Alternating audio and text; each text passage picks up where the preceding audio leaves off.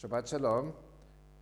Tomorrow, Shabbat, is the weekly reading of Jethro, Yitro, or in Arabic, Yathrib. And what I wanted to do was, of course, to talk about a number of things in the weekly reading, because this is actually one of the most important weekly readings of the whole year for the Jewish people. And I think not only for the Jewish people, but also for the Christians as well. Because what do we find in this reading? We find the Ten Commandments. The Ten Commandments that God gave to Moses and the children of Israel at Mount Sinai. And the Ten Commandments is the basis of our civilization, Western civilization. But first, what I want to do is I want to go part by part. The first part, the weekly reading is called Jethro. And one of the things I said in a past teaching or past teachings was that one of the names of the city of Medina in Saudi Arabia today, one of the Arabic old names is Jethro.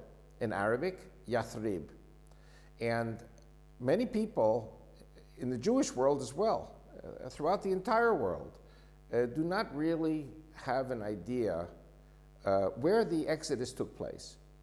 And in my contention, and what I say in my book, Return to Mecca, is that Jethro, Yathrib, is one of the names of Medina. Now, the two holy cities of Islam are Mecca and Medina, which are just across the pond from Egypt. In other words, we're looking at a geographic area not really that far away from what was Pharaonic Egypt. And you might ask rabbis, you might ask priests, you might ask pastors, where was the Exodus? And many will say the Torah is not a book of geography, the Torah is not a book of history. I beg to differ.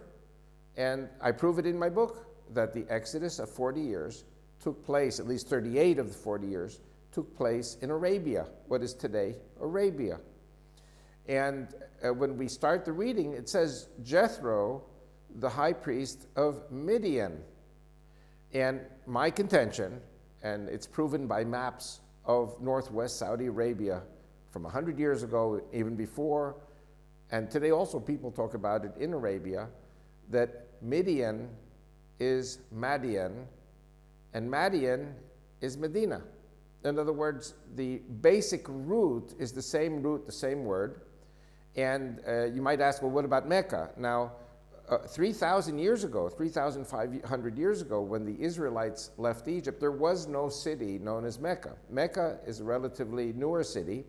What we talk about, the Black Stone, the Kaaba, that is at the heart of Mecca today. But 3,500 years ago, that Black Stone was just some miraculous black stone in the middle of the desert, in the middle of nowhere, that nobody understood how it got there.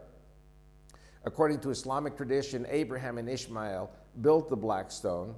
There are people who say that a UFO brought it, or some major intergalactic power brought it. UFOs, aliens, I don't know what you want to call it. Very similar to other miraculous phenomena that we see on the face of the earth, such as the statues, the idols that we see on Easter Island with that very strange face that does not really look very human. And other phenomena, the pyramids, things that, how can you explain them being there? The point is that Jethro, and I spoke about this in past teachings, is a relative of Moses. Not only is he the father-in-law through the daughter Zipporah, but Jethro goes back 4 or 5 generations to Abraham. Abraham was the father of Ishmael. Ishmael was the son of I'm having a senior moment, Aaron. No, Abraham and Hagar. Sorry, I'm with my son here. I didn't have my coffee this afternoon. So Abraham had a child with Hagar, Ishmael. Abraham had a child with Sarah, that was Isaac. And of course, Abraham had many children with Keturah and concubines, and that is between the age of 137 and 175. So if indeed Isaac was born when Abraham was about 100 years old, And then 37, 40 years, 50 years later, he has this son Midian through Keturah. And if we know that from Isaac to Moses, we're talking about 5 generations, then basically this was a 4th generation cousin of Moses. And I believe Moses knew when he fled Egypt to Arabia, to who was to become his father-in-law, that indeed that father-in-law was a distant cousin. And I've said this before, and it's a known thing in the Middle East, that cousins marry cousins. This is a very typical Middle Eastern reality and tradition. And Jethro is never mentioned negatively in the Holy Torah. Jethro has 7 names. They're all good names. The Torah says only good things about Jethro. We see here that Jethro praises the God of Abraham, Isaac, and Jacob. Jethro accompanies the tribes for a while, and then as we read a few paragraphs into that weekly reading, Jethro then goes back to, excuse the expression, his daytime job as high priest of Midian. Now, in my opinion, and I said this before, the pilgrimage of the pagans went from Midian down to Mecca, or if there was no Mecca, then the Black Stone. And when Moses says to Pharaoh, "Let my people go so that they may go around in circles in the desert," that refers to the Black Stone, which is a few days' hike from Medina. And also Moses says to Pharaoh, 3 days in the desert. Now, it could be 3 days in the desert was just a genre, a way of speaking, because it's probably more of a hike to Medina than 3 days. But the fact is that that was what they did in those days. They would live in Medina. Medina is a very ancient city. Medina has an oasis there. It has water supplies. It's a city that's been in its existence for over 4,000 years. And then they would walk on pilgrimage to the Black Stone, and then walk around in circles 7 times. And that was what is known today as Hajj in Arabian Arabic, Hag in Egyptian Arabic, and Hag in Hebrew, modern day Hebrew, meaning to go around in circles. So this is something I established in a previous teaching. I just wanted to repeat it this time. It's the first aliyah of the reading, the first of 7 parts that the weekly reading is divided into. The second reading, Jethro, who seems to have been a very wise man, sees Moses struggling with all the problems of the people. And Jethro says, you're not going to live very long if you're going to have to deal with every little problem of all these millions of people that fled slavery in Egypt. So what you have to do is you have to divide up your people and have sarei alafim, sarei me'ot, sarei asarot. You have to have sarei chamishim. You have to have commanders over 1,000, commanders over 100, commanders over 50, and commanders over 10. In other words, judges, he had to relinquish power, he had to relegate power. This was a very, very wise advice that Jethro gave to Moses. And then at the end of the second reading, we see Jethro going back probably to Medina. Don't forget, the Israelites are not in Medina. The Israelites are in Mount Sinai, Mount Horeb. And these 2 mountains are more to the north of Medina. And so Jethro goes back. We will see in later readings, Moses invites Jethro to accompany us to the Holy Land. Jethro says no. And then the second time Moses says that to him, he doesn't answer. But according to Josephus, Jethro, yes, in the end, does leave Arabia. Jethro marches north with Moses and the Israelites. And after Moses dies at Mount Nebo, Jethro continues with Joshua and with the children of Israel. And according to Josephus, he is given an inheritance in the north of Israel. And we know today that the Druze people, who are descended from Abraham through Jethro, they are our cousins, and the Druze serve in our army also. So that's the first part I wanted to share. The second thing I wanted to share, which is very, very important, is the 10 Commandments.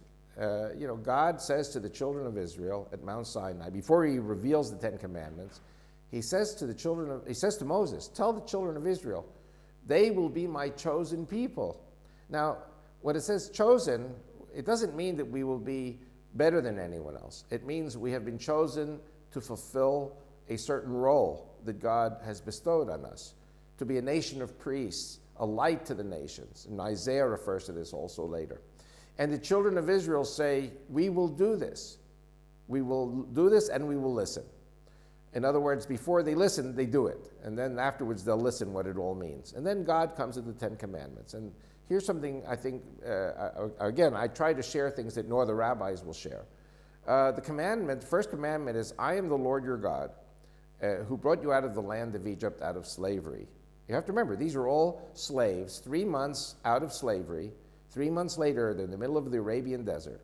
Or shall I say, they're more to the north of the desert. They're in, whereas Mount Sinai, Mount Chorev. And he says, I'm the God who brought you out of the land of Egypt. And very, very important, when people come with another God to you, and they say, well, this is our God, or this man is our God, then you have to ask, did that man or did that system bring the children of Israel out of slavery? And the answer is no. It was God himself, the voices in the heavens, because God has no shape or form. And then secondly, God says, you shall have no other gods. And one of the important things that I wanted to share is that indeed, Allah, the God of Islam, is the moon god, the war god, and the sword god of ancient Mecca and Medina, one of 360 gods. And we know from the book of Deuteronomy, chapter 17, that God says, anyone who prostrates to the moon, the sun, and the stars, take them to the gates of the city and stone them. In other words, the God Allah, the God of Ishmael, the warrior, is a warrior God, and is a sword god, and is the moon god. That's why you see the moon crescent on top of the mosques and on top of the minarets. And the moon, the sun, and the stars, mentioned in Deuteronomy 17, that praying to them is a capital offense. The moon, the sun, and the stars appear on the flags and on the symbols of the Islamic world. This is something very important. That's the second commandment, you shall have no other God. God is a very, very jealous God. God says, the third commandment, fourth commandment says, second commandment, excuse me, do not make idols.